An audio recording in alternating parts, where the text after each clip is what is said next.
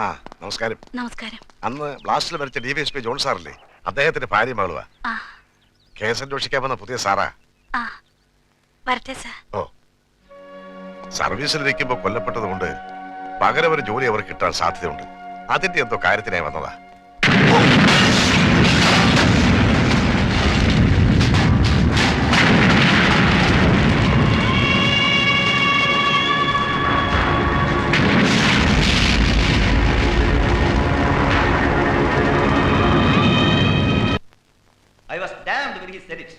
ഹെഡ്ക്വാർട്ടേഴ്സിൽ നടന്ന സ്ഫോടനത്തെ കുറിച്ച് പറഞ്ഞപ്പോൾ മിനിസ്റ്റർ പറഞ്ഞ എന്താണെന്നറിയോ?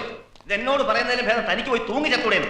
കൂട്ടത്തിൽ മറ്റൊരു ഉപദേശം കൂടി, ഇവിടുത്തെ യൂണിഫോം ഇട്ട ശവങ്ങൾ പോയി ക്ഷൗരപ്പണി ചെയ്യാൻ. മിനിസ്റ്ററുടെ മുമ്പിൽ ഞാൻ ഉരുകയായിരുന്നു. തീരെ പ്രതീക്ഷിച്ചാ ഒരക്ഷരം വേണ്ടി പോലും ഇല്ലാത്ത നാണക്കേട് ഉണ്ടാക്കി വെച്ചിട്ട് ന്യായീകരിക്കാൻ ശ്രമിക്കും.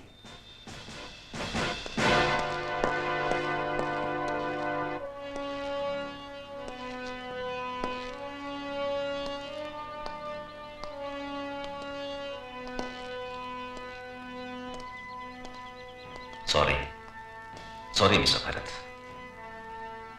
ഇതല്ലാതെ മറ്റൊരു വാക്കം പറയാൻ എനിക്ക് കിട്ടുന്നില്ല. Don't be so nervous. സംഭവിക്കാനുള്ളത് സംഭവിച്ചു. I've seen worst in Delhi. സംഭവിക്കാനുള്ളത് സംഭവിച്ചു എന്ന് പറഞ്ഞ് എന്റെ ഉത്തരവാദിത്വത്തിൽ നിന്നും എനിക്ക് ഒഴിഞ്ഞു മാറാൻ കഴിയില്ല. Because I am the affected person. ഭരത്തിനറിയാമോ, സ്വയം കുറ്റം സമ്മതിച്ചാൽ പോലും ഒരു നിയമത്തിനും ശിക്ഷിക്കാൻ കഴിയാത്ത കുറ്റവാളിയാണ് ഞാൻ. ഇനി എനിക്കിത് വയ്യ. ഫോഴ്സിലെ ഏറ്റവും സമർത്ഥനായ ഓഫീസറായിരുന്നു DYSP John, my most trusted lieutenant. അവന് ഞാൻ കുരുതി കൊടുത്തു. അവസാന നിമിഷം ഞാൻ നിർബന്ധിച്ചുകൊണ്ട് മാത്രമാണ് അവൻ സ്റ്റേജിൽ CM-നോടൊപ്പം ഉണ്ടായത്. And the result he's no more. ഇപ്പോൾ ഈ അന്വേഷണ കാര്യത്തിൽ പല പേരുകളും ചർച്ചയിൽ വന്നപ്പോൾ നിങ്ങൾ തന്നെ വേണമെന്ന് നിർബന്ധിച്ചതും ഞാനാണ്. ചോരയും മാംസകഷ്ണങ്ങളും കബന്ധങ്ങളും കണ്ടു മടുത്തു. ഇനി ഒരു കുരുതി കൂടി വയ്യ. This is my sincere request. ദയവായി നിങ്ങൾ മടങ്ങിപ്പോണം. ഇലയ്ക്കും മുള്ളിനും കേടില്ലാത്ത വിധത്തിൽ എന്തെങ്കിലും ഒരു കാരണം ഞാൻ കണ്ടുപിടിച്ചോളാം. Please. I'm sorry, sir, that I did never expect such words from you, the most belligerent officer of the police hierarchy of the state. അസാമാന്യമായ ധൈര്യത്തിനും തന്റെ അടുത്തിനും പേരുകെട്ട കേരള പോലീസിന് എന്ത് പറ്റി? ഗ്രിപ്പിംഗ് ഫിയർ, ശത്രുവിനെ കുറിച്ചുള്ള അകാരണമായ പേടി അല്ലേ? ഇതിലും തീവ്രമായ പരീക്ഷണങ്ങളിൽ പോലും പാറ പോലെ ഉറച്ചു നിൽക്കേണ്ട നിങ്ങൾ ആലിലെ പോലെ വിറയ്ക്കുന്നത് കാണുമ്പോൾ I feel pity and I won't hesitate to say that. ഇവിടെ പലർക്കും ഇതൊരു ശാപമായിരിക്കാം, പക്ഷേ എനിക്കിതൊരു അനുഗ്രഹമാണ്.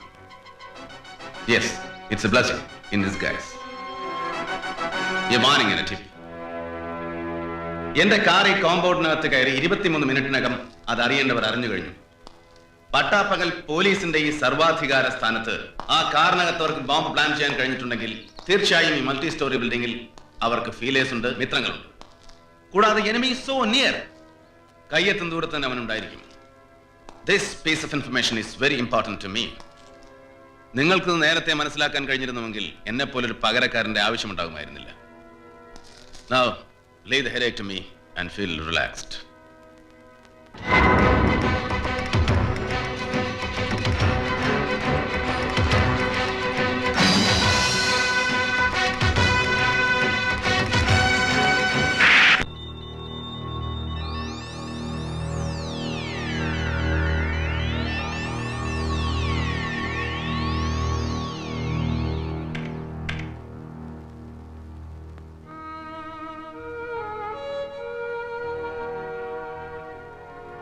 നീ ഇതുവരെ ഉറങ്ങിയില്ലേ? മണി 1 കഴിഞ്ഞു.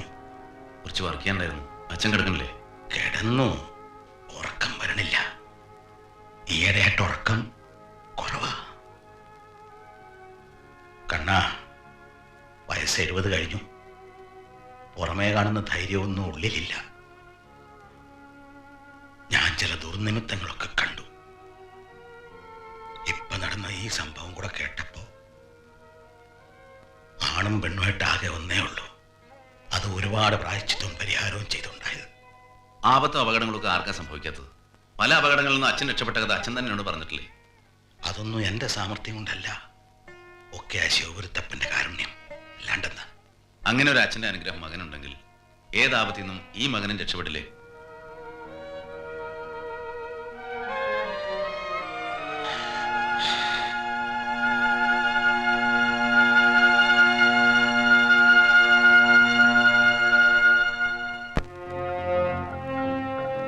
Motive conspiracy act. ഇന്ത്യയിലെ മറ്റ് സംസ്ഥാനങ്ങൾ വെച്ച് നോക്കുമ്പോൾ ഇതുപോലുള്ള രാഷ്ട്രീയ കൊലപാതകങ്ങൾക്ക് തീരെ സാധ്യത കുറഞ്ഞ സംസ്ഥാനമായിരുന്നു കേരളം. പക്ഷേ ഇവിടെയും അത് സംഭവിച്ചിരിക്കുന്നു. That was a premeditated brutal assassination. മറ്റേത് കൊലപാതകങ്ങളും പോലെ ഇതിനും ആ 3 കാരണങ്ങൾ ആവശ്യമാണ്. മോട്ടീവ് ലക്ഷ്യം, കോൺസ്പിറസി ഗൂഢാലോചന, ആക്ട് കൃത്യം, which together manifests into the ultimate crime. ഇതിൽ കൃത്യത്തെക്കുറിച്ച് ചില വ്യക്തമായ സൂചനകൾ ലഭിച്ചിട്ടുണ്ട്. ആ കില്ലർ വുമന്റെ ഫോട്ടോഗ്രാഫ്സ്, ബ്ലാസ്റ്റ് റിമോട്ട് കൺട്രോൾ ഒരു ക്യാമറ വഴിയാണ് ഉപയോഗിച്ചിരുന്നു എന്നുള്ളതിന് ചില സൂചനകൾ, ആൻഡ് സംതിങ് ലൈക്ക് ദാറ്റ്. എന്താ ഫോട്ടോഗ്രാഫ്സ് കിട്ടിയോ? പബ്ലിക് റിലേഷൻസ് എല്ലാം പറഞ്ഞു കഴിഞ്ഞു സാർ. സ്റ്റേറ്റ് ആകെ CM പങ്കെടുത്ത എല്ലാ മീറ്റിംഗിന്റെയും. അയ്യോ, അതല്ല മിസ്റ്റർ പൊതുവാൾ, ആ കില്ലർ വുമന്റെ അത് കിട്ടിയോ? ഇല്ല സാർ, ഞാൻ ഇന്നും ഹെഡ്ക്വാർട്ടേഴ്സിൽ പോയപ്പോൾ അന്വേഷിച്ചു. ഫോട്ടോസ് എല്ലാം കോർട്ടിലാണ്. കിട്ടിയാൽ ഉടൻ ഏൽപ്പിക്കാമെന്ന് ഏറ്റിട്ടുണ്ട്. ഇതുപോലുള്ള എക്സ്ക്യൂസുകൾ കുറെ ആയല്ലോ കേൾക്കുന്നു. No, this is something which I cannot tolerate. ഇന്ന് തന്നെ ഒന്നുകൂടി പാസ് സാർ. ഇതുപോലൊരു നേതാവ് അതിദാരുണമായി കൊല്ലപ്പെടണമെങ്കിൽ ശക്തമായ കാരണം വേണം. അതുപോലെ ശത്രു പ്രബലനായിരിക്കണം. അത്യാവശ്യം ബ്യൂറോക്രസിയെയും പോലീസിനെയും ഒരുപോലെ സ്വാധീനിക്കാൻ ശക്തിയുള്ളവനായിരിക്കണം. എന്താ ഞാൻ പറഞ്ഞത് ശരിയല്ലേ? മറിച്ച് എന്തെങ്കിലും അഭിപ്രായം ഉണ്ടെങ്കിൽ ഇപ്പൊ പറയാം. നമുക്ക് തർക്കിക്കാം, തല്ലുവരെ പിടിക്കാം. പക്ഷേ റിസൾട്ട് കിട്ടണം, അത് നിർബന്ധം. സർ, പോലീസ് തന്ന റെക്കോർഡ്സിൽ ഒരു ഇന്റലിജൻസ് റിപ്പോർട്ടിനെ കുറിച്ച് പറയുന്നുണ്ട്. പാർട്ടി തന്നെ ബൈ ഇലക്ഷനിൽ മിസ്റ്റർ മാധവനെ തോൽപ്പിക്കാൻ തീരുമാനിച്ച കാര്യം. കൂടാതെ ന്യൂട്രൽ വോട്ടുകൾ എന്ത് വില കൊടുത്തും വാങ്ങാൻ തയ്യാറായിരുന്നതായും റിപ്പോർട്ടുണ്ട്. മാധവനെ പോലെ ജനസമ്മതിയുള്ള ഒരു നേതാവിനെ പാർട്ടി തന്നെ തോൽപ്പിക്കാൻ തീരുമാനിക്കുക, അതും ഒരു ബൈ ഇലക്ഷൻ. എന്താ അതിന് കാരണം? ന്യൂട്രൽ വോട്ടുകൾ വിലയ്ക്ക് വാങ്ങാനുള്ള പണം എവിടുന്ന്? ഒരിക്കലും പാർട്ടി ഫണ്ട് ആവാൻ വഴിയില്ല. അപ്പോൾ ആരാണ് അതിന് പണം മുടക്കാൻ തയ്യാറായത്? ആ ഫൈനാൻഷ്യർക്ക് എന്താണ് മാധവനോട് ശത്രുത? ഈ ചോദ്യങ്ങൾക്കെല്ലാം മറുപടി കിട്ടിയാൽ മോട്ടീവ് അല്ലെങ്കിൽ ലക്ഷ്യം വ്യക്തമാകും, കാരണക്കാരും വ്യക്തമാകും. There ends the first part of our investigation. സംഗതി പെട്ടെന്ന് പറഞ്ഞു തീർക്കാൻ കഴിഞ്ഞു അല്ലേ? But how? മേൽ പറഞ്ഞ ചോദ്യങ്ങൾക്ക് ഉത്തരം എവിടെ നിന്ന് ലഭിക്കും? Anyway, for a beginning, we'll start with the party leaders. അവർക്ക് എന്താണ് പറയാനുള്ളത് നമുക്കൊന്ന് കേൾക്കാം. സ്വന്തം സ്ഥാനാർത്ഥിയെ പാർട്ടി തോൽപ്പിക്കാൻ ശ്രമിച്ചു. കള്ളം, ആരോ കെട്ടിച്ചമച്ച പച്ചക്കള്ളം. നിങ്ങൾക്കറിയോ, പാർട്ടിയുടെ ജീവനാടിയായിരുന്നു മാധവൻ. എന്തെങ്കിലും കാരണം പറഞ്ഞ് പാർട്ടിക്ക് മാധവന്റെ സ്ഥാനത്ത് നിന്ന് ഒഴിവാക്കണമെങ്കിൽ ഞങ്ങൾക്കൊരു ബുദ്ധിമുട്ടുമില്ല. ഒരു റെസിഗ്നേഷൻ ആവശ്യപ്പെട്ടാൽ ഏറ്റവും കൂടുതൽ 5 മിനിറ്റ്, അതിനപ്പുറം വേണ്ടി വരില്ല. ഞങ്ങളുടെ പാർട്ടി ഡിസിപ്ലിൻ നിങ്ങൾക്ക് അറിഞ്ഞൂടാത്തോണ്ടാണ്. ഒരടിസ്ഥാനമില്ലാതെ ഇന്റലിജൻസിൽ നിന്ന് അങ്ങനെ റിപ്പോർട്ട് ഉണ്ടാവില്ലല്ലോ. അത് ഇന്റലിജൻസുകാരോട് ചോദിക്കേണ്ട ചോദ്യമാണ് മിസ്റ്റർ. ഇരിക്കുന്ന കൊമ്പ് വെട്ടിക്കളയെ മാത്രം വിട്ടികളല്ല ഞങ്ങൾ. അന്ന് നടന്നത് ടെററിസ്റ്റ് ആക്ട് ആണ്. Terrorist act. അത് മനസ്സിലാക്കാനുള്ള മിനിമം കോമൺ സെൻസ് പോലും ഇല്ലാതെ രാജ്യത്ത് ഏത് ക്രൂരകൃത്യങ്ങൾ നടന്നാലും അതിന്റെയൊക്കെ ഭാരം രാഷ്ട്രീയക്കാരുടെ ചുമലിൽ വെക്കാനുള്ള നിങ്ങളുടെ ഈ പ്രവണതയുണ്ടല്ലോ, അത് നീചമാണ്, ക്രൂരമാണ്, തോന്നും. സ്ഫോടനത്തെക്കുറിച്ചോ അതിൽ നിങ്ങൾക്കുള്ള പങ്കിനെ കുറിച്ചോ നിങ്ങളോട് ആരും ഇവിടെ ചോദിച്ചില്ല. ഇലക്ഷനിൽ അദ്ദേഹത്തെ തോൽപ്പിക്കാൻ ശ്രമിച്ചിരുന്നോ? That was the question. നേതാവ് എന്തിനാ എഴുതാപ്പുറം വായിച്ചത്? ഉള്ളിൽ ഭയമുള്ളത് കൊണ്ടോ അതോ കുറ്റബോധം? നിങ്ങൾക്ക് എങ്ങനെ മനസ്സിലായി അതൊരു ടെററിസ്റ്റ് ആക്ട് ആണെന്ന്? പറയണേ മിസ്റ്റർ. നേതാവേ, ഇവരാള് വേറെയാ, ഞങ്ങളെ പോലെയല്ല. ചോദിച്ച ചോദ്യത്തിന് ശരിയായ ഉത്തരം കിട്ടാതെ വിടില്ല. കിടന്ന് ചെലമ്പേണ്ട പൊതുവാളെ. ഇത് കഴിഞ്ഞ് ഇവരൊക്കെ ഡൽഹിക്ക് പോകും. പഴയ യൂണിഫോം ഇട്ടോടെ നടക്കേണ്ടവനാ. അറിയാലോ ഞങ്ങൾ ശരിക്കും. കണ്ണുരുട്ടിയാൽ ഭയപ്പെടുന്നൊരു കാലമുണ്ടായിരുന്നു. ഇനി അത് ചെലവാകില്ല. ഇവരുടെ കൂടെ കൂടിയെ പറ്റിയല്ലേ പോലീസിന്റെ വില ഞാൻ അറിയുന്നത്. ഇനി ആ പരിപ്പ് വേവില്ല നേതാവേ. വരട്ടെ, ചുരുണ്ടൂടി കിടക്കുന്ന ഉശരൊക്കെ പുറത്ത് വരട്ടെ. ഓർക്കാപ്പുറത്തെ ചില ചോദ്യങ്ങൾ മർമ്മത്ത് കൊള്ളുമ്പോ ആർക്കായാലും ഉത്തരം കിട്ടും. തെളിവുകളുമായി ഞങ്ങൾ വീണ്ടും വരും. അപ്പോ ഈ ഛർദ്ദിച്ചു വെച്ചതൊക്കെ നേതാവിനെ തിരിച്ചെടുക്കേണ്ടി വരും.